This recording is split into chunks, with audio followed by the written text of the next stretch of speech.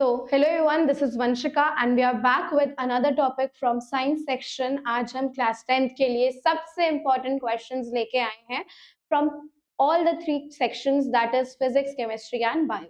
तीनों sections को आज हम देखने वाले हैं क्या क्या उसके अंदर से important questions आता है। सबसे पहला टॉपिक है हमारा from chemistry section. chemistry section का सबसे पहला question चेक करते हैं। पहला क्वेश्चन बोलता है कि क्यों हमारे को खट्टी चीजों को किसी भी ब्रास या फिर कॉपर के इस तरीके के वेसल के अंदर नहीं रखना चाहिए।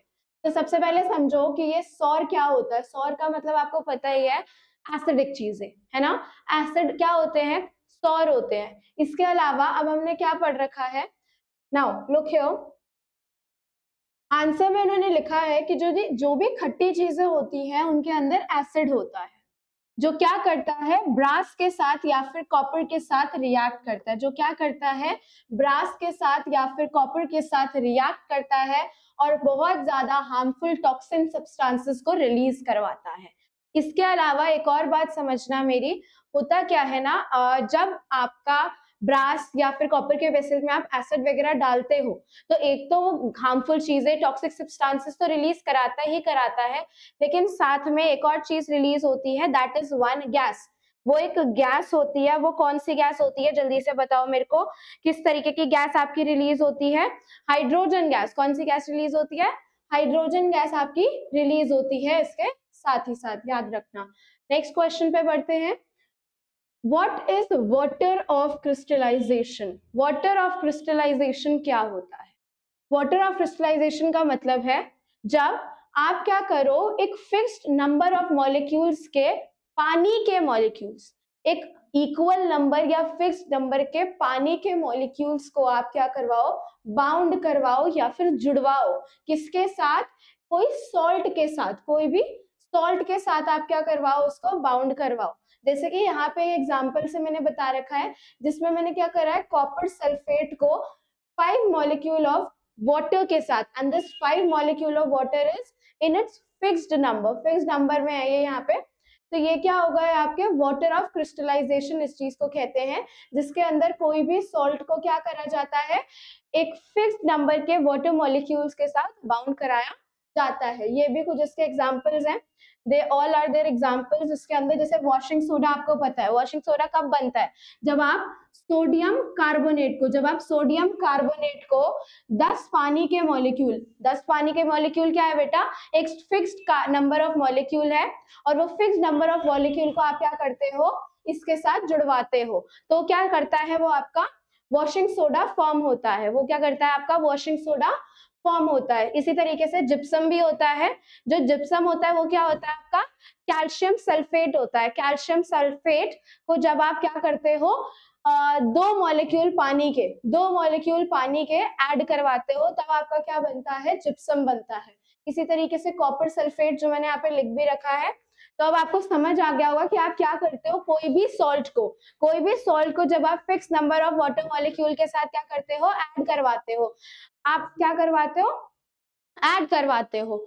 अब क्या हुआ हमारे पास, नेक्स्ट आता है कि कैसे, नेक्स्ट क्वेश्चन है, how can washing soda B obtained from baking soda? कैसे वॉशिंग सोडा आप बेकिंग सोडा के थ्रू बनवा सकते हो। ठीक है, अब चेक करते हैं क्या होता है इसमें। बेकिंग सोडा क्या होता है, बेकिंग सोडा आपका होता है sodium hydrogen carbonate. Sodium hydrogen carbonate को कहते हैं बेकिंग सोडा। जब आप बेकिंग सोडा को हीट करते हो, और क्या बनवाने के लिए हीट करते हो, सोडियम कार्बोनेट। ये थे आपके सोडियम हाइड्रोजन कार्बोनेट। इसको आपने क्या करा बेटा, हीट करा। इसको आपने क्या करा, हीट करा, सो दैट इसके अंदर से वाटर लॉस हो सके। इसके अंदर से क्या हो सके, वाटर का लॉस हो सके। वाटर के लॉस के लिए आप क्या करवाओगे, हीट करोगे, एंड साथ ही में दो अलग अलग और चीजें भी बाहर निकलेगी, and that is carbon dioxide and H2O। इसका इंडस्ट्रियल यूज जान लो, ये आपका ग्लास बनवाने में काम करता है। एनसीईआरटी में सबसे फर्स्ट लाइन पे इसका यूज यही लिखा है, that washing soda is use for manufacturing of glass. ठीक है, इसके अलावा सोप बनाता है ऑफ कोर्स, एंड पेपर भी साथ ही साथ में बनाता है। आप यहाँ पे देख सकते हो वॉशिंग सोडा और बेकिंग सोडा में डिफरेंस बता रखा है। बेकिंग सोडा का नाम क्या होता है, सोडियम बाइकार्बोनेट। सोडियम बाइकार्बोनेट एक कंपाउंड है जो जिसका केमिकल फॉर्मूला होता है this, that is NaHCO3, that is sodium hydrogen carbonate. अब ये किस किस से बना है? Sodium hydrogen carbon and oxygen. Carbonate क्या होता है? CO3। CO3 के अंदर क्या है? कार्बन है और ऑक्सीजन है। इसके अलावा ये एल्कलाइन होता है, मतलब बेसिक होता है विद डाइल्यूटेड वाटर, बेसिक होता है with diluted water and then उसके अलावा ये कुकिंग वगैरह में भी यूज होता है, सेफ रहता है, एडिबल होता है। आगे आते हैं वॉशिंग सोडा पे। Washing soda is sodium carbonate, वो एक कंपाउंड होता है जिसका केमिकल फॉर्मूला सोडियम कार्बोनेट होता है। इसका मतलब क्या है कि उसके अंदर हाइड्रोजन नहीं जुड़ा है, लेकिन उसके अंदर क्या जुड़ा हुआ है? आपका सोडियम और कार्बोनेट जुड़ा हुआ है। आगे आते हैं कि ये क्या होता है? हाईली एल्कलाइन होता है। हाईली एल्कलाइन का मतलब क्या है कि जिस तरीके से ये लाइट एल्कलाइन था, मतलब लेस बेसिक था, यहाँ पे ये क्या है? बहुत ज्यादा बेसिक होता है। और जिसका पीएच क्या होता है? 11.4। अगर आपको एक पीएच स्केल याद हो तो एक पीएच स्केल कैसा होता है? यहाँ पे 7 एंड 7 से लेकर 14 तक क्या होता है बेटा? बेस होता है। अब आप देख सकते हो कि वॉशिंग सोडा का पीएच कितना है? समथिंग 11.4 करके, एंड 11.4 अगर उसका बेस है तो क्या हो जाएगा? ये बहुत ज्यादा बेसिक है। इसके बाद हमारे पास क्या रहता है? आगे देखते हैं। डिटर्जेंट लॉन्ड्री वगैरह में काम करता है। इसके अलावा हमारे पास क्या होता है कि ये बहुत ज्यादा हार्ड वाटर में काम करता है। ये क्या करता है? बहुत ज्यादा हार्ड वाटर में भी काम करता है। हार्ड वाटर कैसा होता है? चलो देखते हैं। हार्ड वाटर जल्दी से बताओ कैसा होता है? हार्ड वाटर एक ऐसा वाटर होता है जिसके अंदर कैल्शियम और मैग्नीशियम के आयंस मिले हुए हो। एक ऐसा पानी जिसके अंदर कैल्शियम और मैग्नीशियम के आयंस मिले हुए हो। आगे आते हैं। Next question is what do you mean by neutralisation reaction?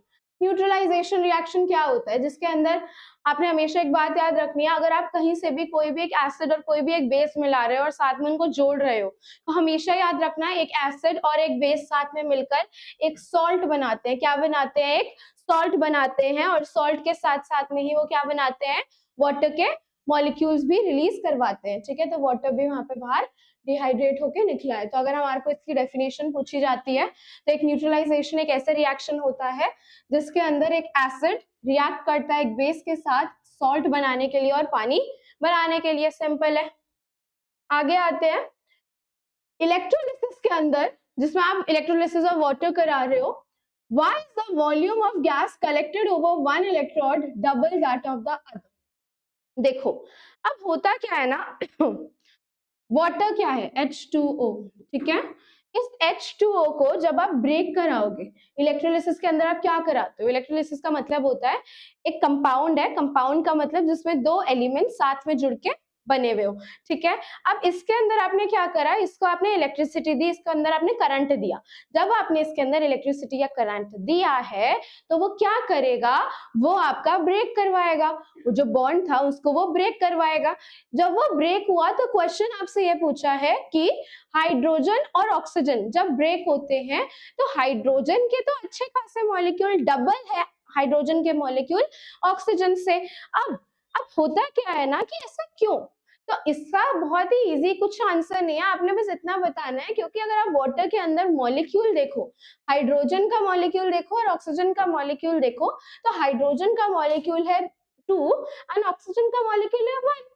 जब उसके मॉलिक्यूल ही 2:1 के उसमें है, जब उसके मॉलिक्यूल ही इस रेशियो में है, तो इसी हिसाब से उसकी वॉल्यूम भी कंपेयर कराई जाती है, इसी हिसाब से उसकी वॉल्यूम भी दिलाई जाती है। तो देखो यहाँ पे 2 molecules of hydrogen are formed for every 1 molecule of oxygen। 2 molecule होते हैं हाइड्रोजन के और 1 मॉलिक्यूल होता है ऑक्सीजन के, और इसी बेसिस पर उसका वॉल्यूम भी डिटरमाइन कराया जाता है। तो क्लियर है यहाँ तक हमारी बात? आगे देखते हैं। नेक्स्ट क्वेश्चन आता है रैंसिडिटी क्या होता है एंड कैसे आप रिड्यूस करा सकते हो रैंसिडिटी के प्रॉब्लम को। रैंसिडिटी का मतलब होता है जिसमें ऑक्सीडेशन हो जाए फैट की। फैट की क्या हो जाए बेटा? ऑक्सीडेशन हो जाए, फैट और ऑयल की।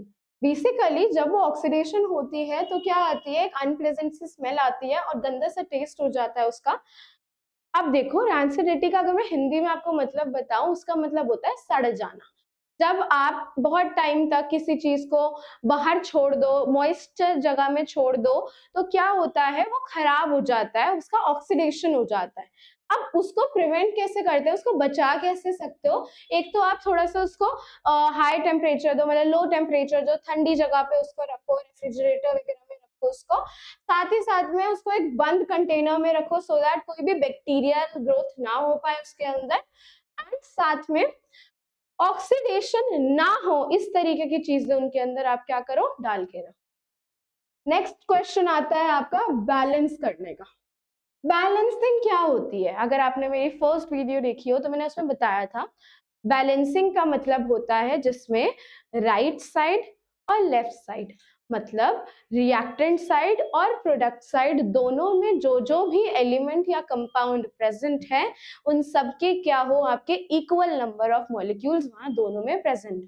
जैसे अगर मान लो मैं यहाँ पे Fe लिख रही हूँ, ठीक है, यहाँ पे मैं O2 लिख रही हूँ, तो यहाँ पे मेरा जो भी कंपाउंड, जो भी प्रोडक्ट फॉर्म होगा, वो क्या होना चाहिए, Fe सॉरी, वो क्या होना चाहिए आपका, ऑक्सीजन 2 ही होने चाहिए और आयरन 1 ही होना चाहिए। इस तरीके की चीज को कहते हैं बैलेंसिंग होना।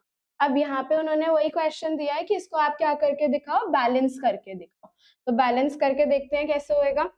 सबसे पहला है आयरन और वाटर। आयरन और वाटर को साथ में मिलाया है, इनको क्या कहते हैं बेटा, जो साथ में मिलते हैं उन्हें कहते हैं रिएक्टेंट। उन्हें क्या कहते हैं, सबसे पहले तो रिएक्टेंट कहते हैं। फिर प्रोडक्ट को दिखाने के लिए आप क्या लगाते हो, एक एरो लगाते हो। अब उन्होंने यहाँ पे, अगर आप देखो, यहाँ पे उन्होंने क्या कर दिया, यहाँ पे Fe था और यहाँ पे इन्होंने लेकिन Fe3 कर दिया।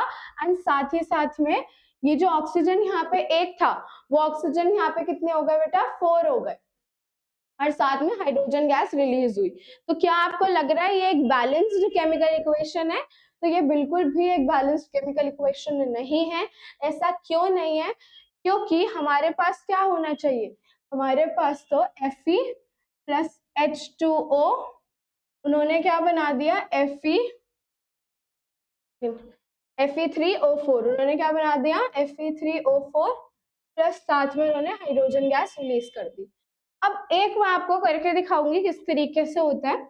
याद रखना, जितने भी एलिमेंट्स आपके पास लिखे हैं, जैसे आयरन लिखा है, हाइड्रोजन लिखा है, ऑक्सीजन लिखा है, और तो कोई एलिमेंट नहीं है इसके अंदर, नहीं, एक लिखो उसकी रिएक्टेंट साइड और एक लिखो उसकी प्रोडक्ट साइड। करते हैं, यहाँ पे रिएक्टेंट में Fe में कितने हैं, 1 है, लेकिन प्रोडक्ट में कितने हो गए, 3 हो गए।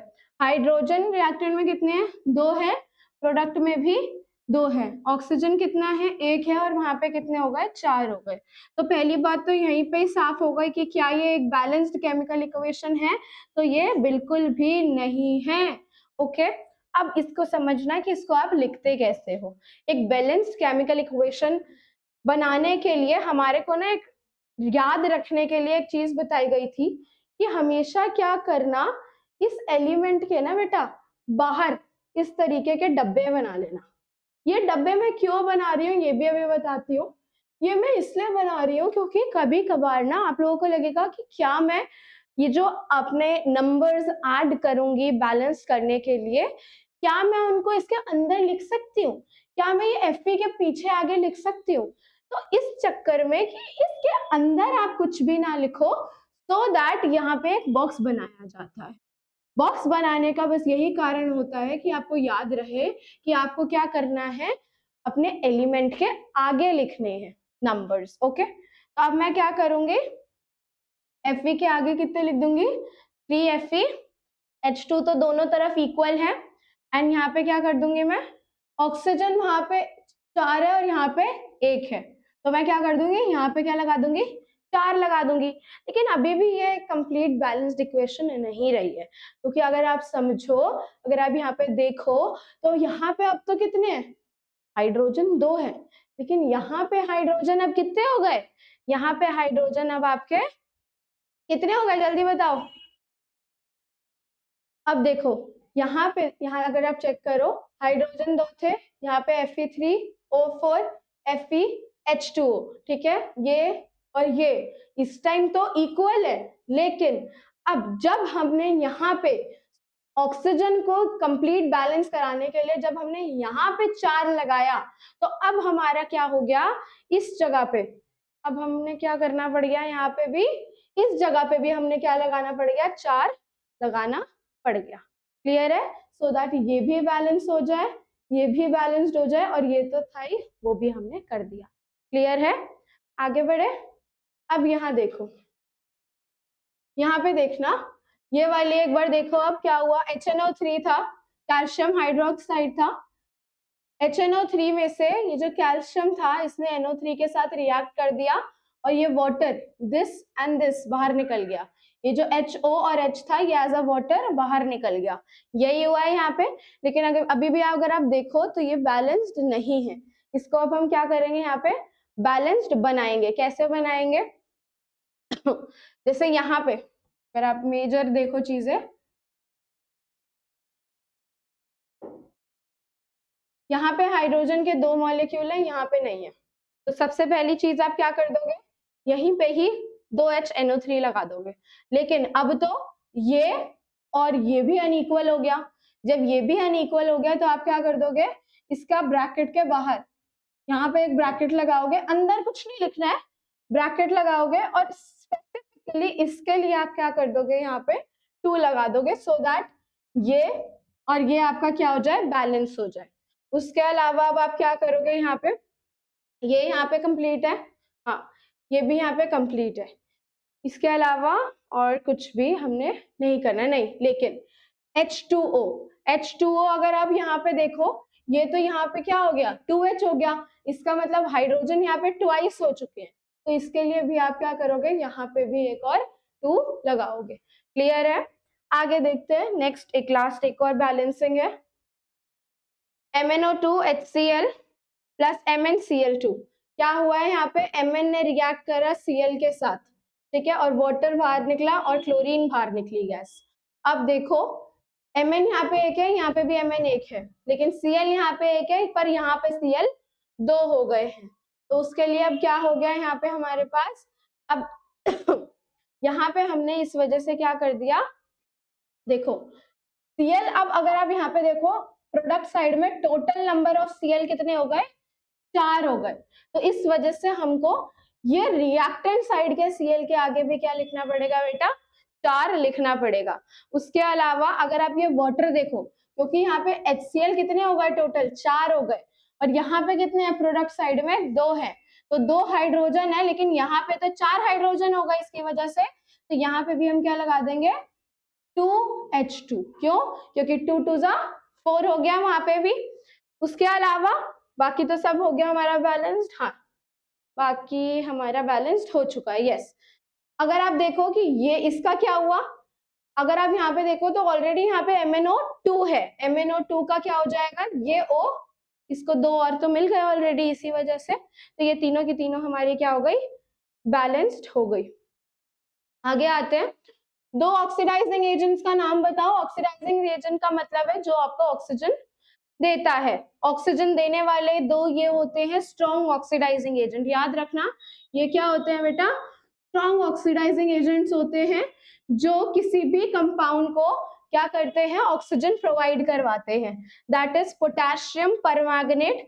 पोटेशियम का क्या होता है, एलिमेंट सिंबल K होता है, परमैंगनेट को कहते हैं MnO4, याद रखना, ठीक है। इसके अलावा potassium dichromate, potassium dichromate, clear है। ये थे 2 आपके ऑक्सीडाइजिंग एजेंट। आगे आते हैं, इथेनॉल और इथेनॉइक एसिड में से डिफरेंस बताओ और इसके यूज बताओ।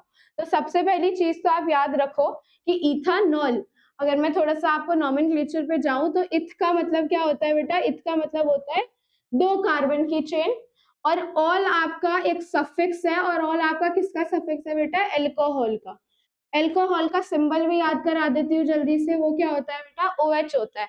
यहाँ तक याद आ गई होगी आपको। तो आपने क्या करना है, बस 2 कार्बन लेने हैं और OH लगा देना है। बॉन्ड आप, मेरे को कैसे पता चला यहाँ पे बॉन्ड सिंगल ही है, मेरे को बॉन्ड इस वजह से पता चला क्योंकि यहाँ पे क्या लिखा है बेटा, एन लिखा है, ठीक है। तो इथेनॉल का मतलब क्या होता है, 2 कार्बन और एक OH। उसके अलावा पहले मैं आपको इथेनॉइक भी बता देती हूँ साथ ही साथ में। इथेनॉइक क्या होता है, इथ मतलब वापस से 2 कार्बन, और ओइक एसिड जुड़ा है। क्या जुड़ा है यहाँ पे? Oic acid. ओइक एसिड एक ऐसा सफिक्स है जो किसके लिए यूज होता है आपका? जो आपका यूज होता है कार्बोक्सिलिक एसिड के लिए। जो आपका यूज किसके लिए होता है? कार्बोक्सिलिक एसिड के लिए। अगर आपको याद हो तो इस तरीके का एक कंपाउंड होता है कार्बोक्सिलिक एसिड को बनाने के लिए। तो देखो, इथेनॉल एक अल्कोहल होता है जिसका मॉलिक्यूलर फॉर्मूला ये होता है। इथेनोइक एसिड एक कार्बोक्सिलिक एसिड होता है जिसका मॉलिक्यूलर फॉर्मूला ये होता है। इसको स्पिरिट के नाम से भी जाना जाता है। और इथेनोइक एसिड का एक और बहुत इंपॉर्टेंट एनसीईआरटी के अंदर नाम दे रखा है, दैट इज ग्लेशियल एसिड। लेकिन इथेनॉल भी बहुत इंपॉर्टेंट, ये नाम बहुत इंपॉर्टेंट है, एमसीक्यू में आ जाता है स्पिरिट नाम से। ठीक है, एक और बात याद रखना, ये रिएक्ट नहीं करता सोडियम बाइकार्बोनेट के साथ, लेकिन ये रिएक्ट करता है सोडियम बाइकार्बोनेट के साथ। याद रखना, सोडियम बाइकार्बोनेट मतलब सोडियम हाइड्रोजन कार्बोनेट। इसके अलावा इथेनॉल थोड़ा सा बिटर होता है टेस्ट में। बिटर का मतलब क्या हो गया कि ये बेस है। और सौर का मतलब क्या होता है बेटा? सार का मतलब क्या होता है कि ये क्या है बेटा? एसिड है।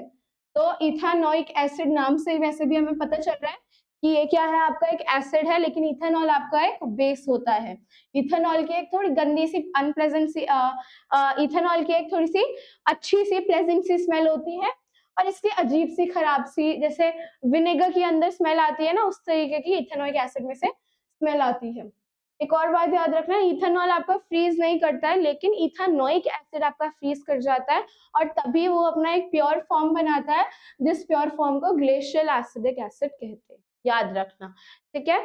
ये मैंने आपको दिखा दिया बना के, ये आपका इथेनोइक एसिड। क्लियर है यहाँ तक मेरी बात? आगे आते हैं। What is denatured alcohol? Very very important question आता है, नाम से नहीं आता, लेकिन इस तरीके से थोड़ा सा घुमा के आ जाता है कि डीनेचर्ड अल्कोहल क्या होता है। डीनेचर्ड अल्कोहल आपका इथेनॉल होता है, that is C O H. ठीक है, CCOH, दैट इज दो कार्बन और साथ में एक अल्कोहल जुड़ा है, उसको क्या कहते हैं? इथेनॉल। और यही एक आपका डीनेचर्ड अल्कोहल के नाम से भी जाना जाता है। डीनेचर्ड अल्कोहल के अंदर क्या होता है बेटा? इथेनॉल मिक्स होता है थोड़े से पॉइजनस से सब्सटेंसेस के साथ में। एक बात याद रखना कि ये पॉइजनस, पहले तो ये एकदम प्योर फॉर्म में होता था इथेनॉल। पहले जब केमिकल फैक्ट्रीज वगैरह में चाहिए रहता था, तो उस टाइम पे तो ये एकदम प्योर फॉर्म में रख दिया जाता था। लेकिन जो वहाँ के वर्कर्स होते थे वो क्या करते थे? बैठ के पूरा पूरा दिन इसको ना एज अ अल्कोहल कंज्यूम करते रहते थे। और उसकी वजह से क्या कर दिया गया था, लेटर ऑन इसके अंदर कुछ ऐसी चीजें डाल दी गई थी जो बहुत ही अनफिट है आपकी बॉडी के लिए, जिसके डर में वो जो वर्कर्स थे, वो जो लेबर थे, वो इसको कंज्यूम ना करें। ठीक है, ये आपका मेनली यही इंडस्ट्रियल यूज में ही काम आता है। डिफरेंस पूछा गया है सोप और डिटर्जेंट के बीच में। तो सोप आपके एक सोडियम और पोटेशियम की सॉल्ट होती है, लंबी लंबी सी, जो कार्बोक्सिलिक एसिड के थ्रू मिलकर बनी होती है। मिलकर तो ये भी कार्बोक्सिलिक एसिड के साथ ही बनी होती है, लेकिन इसमें सोडियम नहीं होता है, इसके अंदर होता है अमोनियम। क्या होता है तो कार्बोक्सिलिक एसिड के साथ ही, लेकिन कार्बोक्सिलिक एसिड के साथ एक में क्या जुड़ा है आपका? एक में जुड़ा है सोडियम। याद कैसे रखोगे? एस से एस याद रखना। याद कैसे रखोगे? एस से एस याद रखना। और डिटर्जेंट क्या होता है आपका? अमोनियम से मिलकर बना होता है कार्बोक्सिलिक एसिड के साथ। सोप्स जो होते हैं बायोडिग्रेडेबल होते हैं। बायोडिग्रेडेबल का क्या मतलब है कि ये क्या हो जाते हैं, नेचर के अंदर मिल जाते हैं, लेकिन आपके जो डिटर्जेंट होते हैं, दे आर नॉन बायोडिग्रेडेबल, वो नहीं मिलते हैं। ये अच्छे से काम नहीं कर पाते हार्ड वाटर के साथ। कौन? सोप। क्यों? क्योंकि ये वहां पे जब ये वर्क करते हैं तो ये और ज्यादा उसको गंदगी से बना देते हैं। वो गंदगी को क्या कहते हैं बेटा? स्कम कहते हैं। SCUM, SCUM बहुत इंपॉर्टेंट नाम है ये। स्कम कब फॉर्म होता है? जब सोप आपके हार्ड वाटर के साथ वर्क करते हैं। लेकिन डिटर्जेंट आपके बहुत अच्छे से काम करते हैं, चाहे वो हार्ड वाटर हो या फिर वो सॉफ्ट वाटर हो। हार्ड वाटर के अंदर वो और ज्यादा कपड़ों वपड़ों को अच्छे से साफ करने में मदद देता है। यह आपका बहुत ज्यादा घरों के काम वगैरह में यूज होता है, कपड़े वगैरह धोने के लिए काम करवाया जाता है। तो ये बात समझ आ गई। सोप्स जो होते हैं वो जनरली प्रिपेयर होते हैं प्लांट या एनिमल फैट से, सेपोनिफिकेशन मेथड के थ्रू। सेपोनिफिकेशन का एक पूरा अलग मेथड है जो आपका सोप बनाने के लिए यूज होता है। किसके थ्रू? प्लांट एनिमल फैट्स के थ्रू, प्लांट या फिर एनिमल फैट के थ्रू। ओके, उसके अलावा हमारे पास क्या होता है, जो डिटर्जेंट होता है ये केमिकली आपका इंडस्ट्रीज वगैरह में फॉर्म होता है। आगे देखते हैं, complete the following equation. Complete the following equation आ गया अब हमारे पास।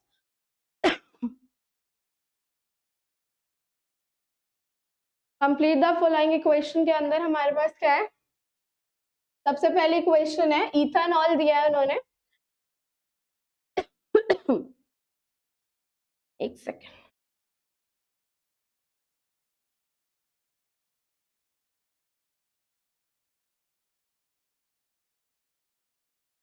ट्राई करो इस पहले वाले को, कंप्लीट द इक्वेशंस को।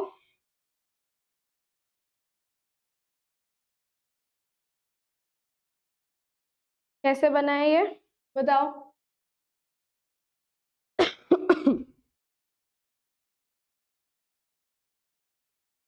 सबसे पहले देखो क्या हुआ, हमारे पास ना, इनके पास क्या पड़ा है, इथेनॉल पड़ा है। इथेनॉल से ये क्या फॉर्म हो गया, यहाँ पे एल्कीन की चेन फॉर्म हो गई। एल्कीन मतलब इथीन की, इथीन का मतलब क्या है, एक सिंगल बॉन्ड। एक सिंगल बॉन्ड से क्या आ गया यहाँ पे बेटा, एक डबल बॉन्ड आ गया। ऐसा कैसे हुआ देखो।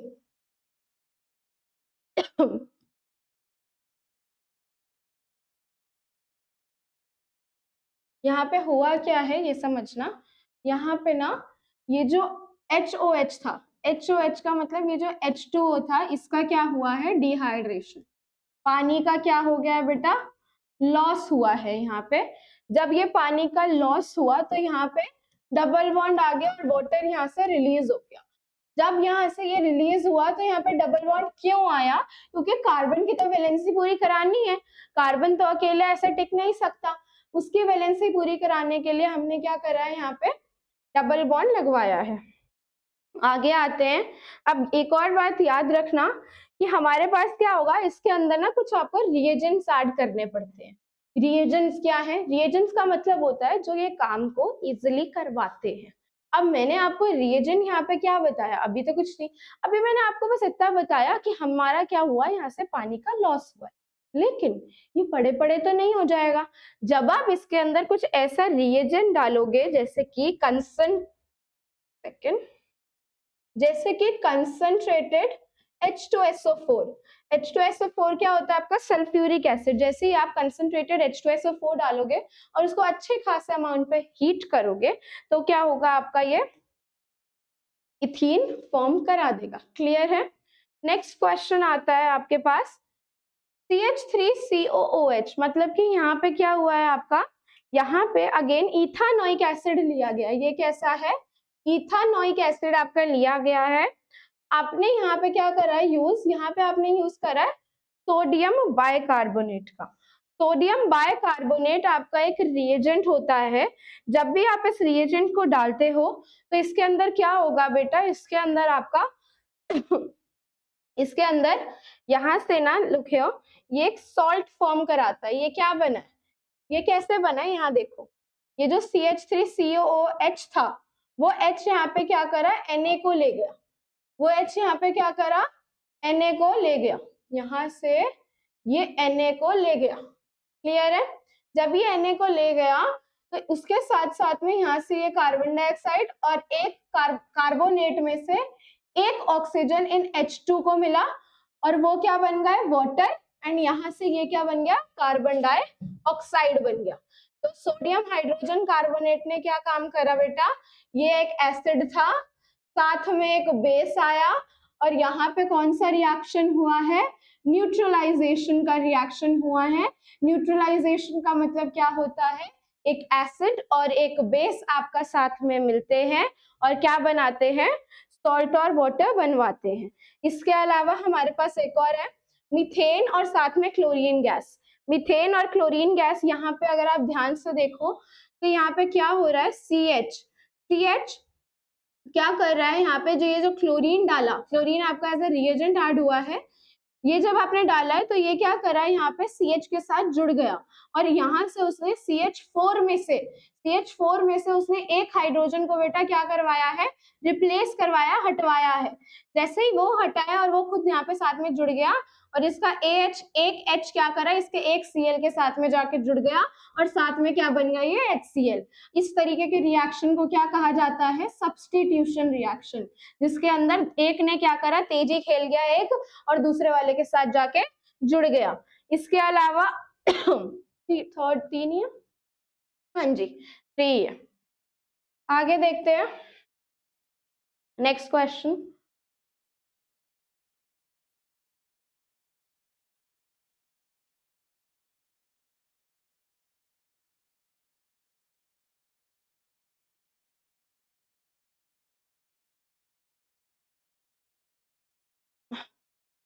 एक मेटल है, ए मेटल है, जो आपका थर्मिक प्रोसेस में यूज हुआ है। क्या होता है थर्मिक प्रोसेस?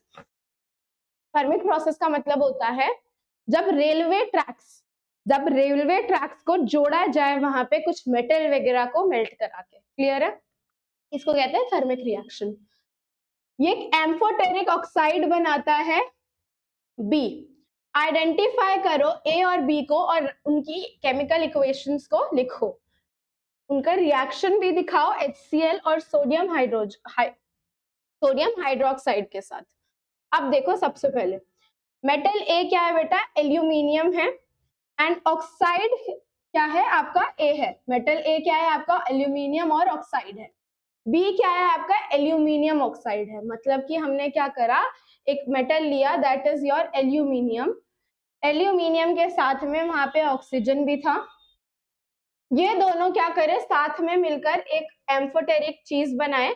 एम्फोटेरिक का क्या मतलब होता है, एक ऐसी चीज जो एसिड के साथ भी रिएक्ट करे और बेस के। ये क्वेश्चन सेपरेटली भी आ जाता है कि what do you mean bye amphoteric oxide. तो याद रखना, एक ऐसा कंपाउंड, एक ऐसी चीज जो आपका दोनों के साथ रिएक्ट कर सके, एंड वो दोनों क्या होंगे, आपके एसिड भी होंगे और वो आपके बेस भी होंगे। तो यहाँ पे क्या बना, एल्यूमिनियम और ऑक्सीजन ने साथ में रिएक्ट करके क्या बनाया आपका, एल्यूमिनियम ऑक्साइड बनाया। क्लियर है? तो देखो अब उन्होंने क्या बोला है, HCl और NaOH के साथ रिएक्शन कराओ। अभी अभी मैंने बताया ये क्या कर सकते हैं, ये आपके ये काम कर सकते हैं कि ये एसिड और बेस दोनों के साथ रिएक्ट कर सकते हैं। तो ये रहा आपका एसिड और ये रहा आपका बेस। चलो करके देखते हैं। ये क्या है आपका, एम्फोटेरिक ऑक्साइड है, मतलब एल्यूमिनियम ऑक्साइड है। इस एल्यूमिनियम ऑक्साइड ने क्या करा, लुक हियर, यहाँ देखो, अब इसने क्या करा, एल्यूमिनियम लिया, एल्यूमिनियम के साथ इसने क्लोरीन लिया, उसके अलावा यहाँ से ये वाटर का लॉस हुआ, एल्यूमिनियम क्लोराइड, और ये क्या निकल गया, यहाँ से वाटर निकल गया। जब इसने बेस के साथ मिलाया तो ये इसने क्या करा आपका, Na, ठीक है, Na एंड ये एल्यूमिनियम ऑक्साइड और साथ में यहाँ पे वाटर निकला है। ठीक है, इससे कुछ और भी ऑक्सीजन बाहर निकला है और ये साथ में क्या हुआ है बेटा, बाहर निकला है। तो यहाँ पे क्या बना, सोडियम एल्यूमिनियम ऑक्साइड फॉर्म हुआ। तो याद रखना, एक थर्मिक रिएक्शन क्या होता है, पहली बात तो जो आपके रेलवे ट्रैक्स वगैरह को ज्वाइन कराने में काम आता है। उसके अलावा और क्या होता है हमारे पास, सेकेंड चीज कि ये जो एल्यूमिनियम ऑक्साइड होता है ये आपका एक एम्फोटेरिक ऑफ सब्सटेंस होता है, मतलब कि ये एसिड के साथ भी रिएक्ट कर सकता है और ये बेस के साथ भी रिएक्ट कर सकता है। नेक्स्ट इज, एक मेटल है X जिसने लूज करे 2 इलेक्ट्रॉन्स, एंड एक नॉन मेटल है Y जिसने गेन करा 1 इलेक्ट्रॉन। डिस्क्राइब करो नेचर और प्रॉपर्टीज को इस कंपाउंड की जो फॉर्म हुआ है। देखो एक एग्जाम्पल से समझाते हैं इसको। सबसे पहले पहली बात मैं आपको ये बता दूं कि यहाँ पे ना वो एक आयनिक कंपाउंड के बारे में बोल रहे हैं। अब ये एक आयनिक कंपाउंड होता क्या है, आयनिक कंपाउंड का मतलब होता है एक ऐसा कंपाउंड जो मेटल और नॉन मेटल से मिलकर बने, एक मेटल और एक नॉन मेटल के बाउंडिंग के बाद वो बने। मैं एक एग्जांपल ले लेती हूँ, मेटल एक सोडियम ले लिया, नॉन मेटल मैंने क्लोरीन ले लिया। अगर आपको पता हो सोडियम का जो एटॉमिक नंबर होता है 11 और जो क्लोरीन होता है उसका एटॉमिक नंबर होता है 17। दोनों के मैं क्या कर रही हूँ, एक बार इलेक्ट्रॉन डॉट स्ट्रक्चर बना रही हूँ। 2, 8 और 1 सोडियम का हो गया, 2, 8 और 7 क्लोरीन का हो गया। अब ये क्या है, मेटल है। ये मेटल के हमेशा क्या होता है ना, आउटर मोस्ट इलेक्ट्रॉन में कम इलेक्ट्रॉन्स पड़े होते हैं। आउटर मोस्ट में क्या पड़े होते हैं बेटा, कम नंबर के इलेक्ट्रॉन होते हैं। लेकिन इसके पास क्या होते हैं, मोर नंबर ऑफ इलेक्ट्रॉन्स पड़े होते हैं इसके आउटर मोस्ट शेल में। अब ये दोनों जब साथ में रिएक्ट करने जाते हैं तो मेटल को तो इतना बिल्कुल भी एक्सपेक्टेशन नहीं होता कि कोई उसका इतना सखा है कि उसको वो 7 के 7 इलेक्ट्रॉन दे दे या 6 दे दे या 5 दे दे, क्योंकि हमेशा ही मोस्टली मेटल्स के आउटर मोस्ट शेल में लीस्ट नंबर ही होते हैं। लेकिन नॉन मेटल जो है उसको एक आशा होती है कि उसको कोई एक तो दे देगा, दो तो दे ही देगा। तो अब क्या होता है, ये जो मेटल होता है ना बेटा, ये क्या करता है, लूज करता है एक इलेक्ट्रॉन अपना इसके साथ। अब क्या हो जाता है, ये दोनों साथ में क्या बना लेते हैं, बॉन्डिंग बनाते हैं, जिसकी वजह से अगर ये साथ में जुड़ जाएंगे तो इनके आउटर मोस्ट शेल में 8 इलेक्ट्रॉन इन टोटल हो जाएंगे, और 8 की वजह से इनके अंदर क्या आ जाएगी, स्टेबिलिटी आ जाएगी। तो अब क्या होता है कि ये सोडियम ने क्या करा बेटा, एक इलेक्ट्रॉन लूज करा। जब इसने एक इलेक्ट्रॉन लूज करा तो ये क्या बन गया, इलेक्ट्रो पॉजिटिव बन गया। ये इलेक्ट्रॉन पॉजिटिव बन गया और ये क्या बन गया, नेगेटिव बन गया गेन करके। तो सोडियम क्या हो गया आपका पॉजिटिव, और क्लोरीन क्या हो जाता है, नेगेटिव। पॉजिटिव वाले को क्या कहते हैं, केटायन, और इसको क्या कहते हैं, एनायन। तो याद रखना, एक आयनिक कंपाउंड में दो चीजें बनती है, एक एनायन और एक केटायन। ठीक है, यहाँ तक मेरी बात क्लियर है। अब वापस आते हैं क्वेश्चन पे।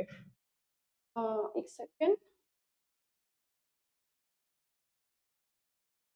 हाँ, उन्होंने बोला एक कंपाउंड फॉर्म हुआ that is ionic in nature and उसका हाई मेल्टिंग पॉइंट होता है, ये इलेक्ट्रिसिटी को कंडक्ट करा पाता है, और साथ ही साथ में ये इलेक्ट्रिसिटी को इस वजह से कंडक्ट करा पाता है क्योंकि इसके पास फ्री आयंस होते हैं, एंड ये जनरली सॉल्युबल होता है पानी के अंदर। तो इन्होंने ना सारी की सारी ना प्रॉपर्टीज पूछी थी एक आयनिक कंपाउंड की। तो आपको पहली बात तो क्लियर हो गई कि आयनिक कंपाउंड होता क्या है, जो एक मेटल और एक नॉन मेटल से मिलकर बनता हो। अब इसकी प्रॉपर्टीज देखें तो सबसे पहले तो इसका एक हाई मेल्टिंग पॉइंट होता है, ये इलेक्ट्रिसिटी को कंडक्ट कराता है, मोल्टन हो या फिर एक्वस स्टेट हो, दोनों में ही। क्यों कराता है, क्योंकि इस पास फ्री आयंस होते हैं और ये पानी के अंदर सॉल्युबल रहता है। क्लियर है। होमोलोगस सीरीज क्या होती है, होमोलोगस सीरीज का मतलब होता है एक ऐसी सीरीज जिसके अंदर सेम फंक्शनल ग्रुप जुड़ा हो। सबसे पहली बात तो सेम हो, ऑर्गेनिक ग्रुप भी, ऑर्गेनिक कंपाउंड सेम होना चाहिए, फंक्शनल ग्रुप भी आपका क्या होना चाहिए, सेम होना चाहिए। जैसे अगर मैं एक सीरीज लू एल्केन की, मैं इसमें क्या होता है ना, सीरीज होती है, ये एक या दो की बात नहीं कर रही, ये पूरी की पूरी सीरीज की बात करते हैं। तो मैंने सबसे पहले उठाई एल्केन की सीरीज। एल्केन एक होमोलोगस सीरीज क्यों बोला, जैसे अगर आप देखो यहाँ पे मिथेन, इथेन, प्रोपेन, ब्यूटेन, इसमें क्या हो रहा है, इसमें ये सारे के सारे एक सिंगल बॉन्ड एक सेम ऑर्गेनिक कंपाउंड के साथ जुड़े हुए हैं। इसी तरीके से अगर मैं आपको बोलूं मीथानॉल, इथानॉल, प्रोपानॉल, इसके अंदर क्या हो रहा है, COH, CCOH, CCCOH, same organic compound and same functional group. तो ये एक पूरी सीरीज की बात करता है कि एक पूरी सीरीज के अंदर सेम ऑर्गेनिक कंपाउंड होना चाहिए और सेम आपका फंक्शनल ग्रुप होना चाहिए। नेक्स्ट टॉपिक आता है आपका फिजिक्स का।